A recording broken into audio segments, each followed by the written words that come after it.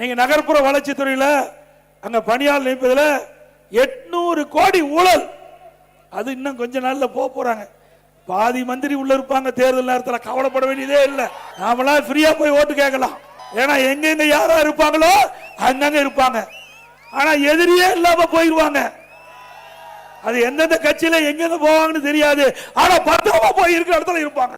இன்றைக்கு மதுரையில் பாத்தீங்கன்னா அங்க திமுக மேயர் 200 கோடி வரி வருவாயில் மட்டும் ஊழல். எந்த அரசாங்கம்? திமுக அரசாங்கம். யாருக்குன்னா திமுக மேயர் மதுரையில். இந்த அரசாங்கமே கண்டுபிடிச்சிருக்குது 200 கோடி ஊழல்னு.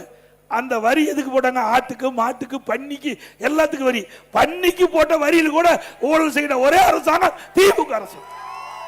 எவ்வளவு கொடுமை! அதே போல திண்டுக்கல்ல ஊழல், அந்த மாநகராட்சியில.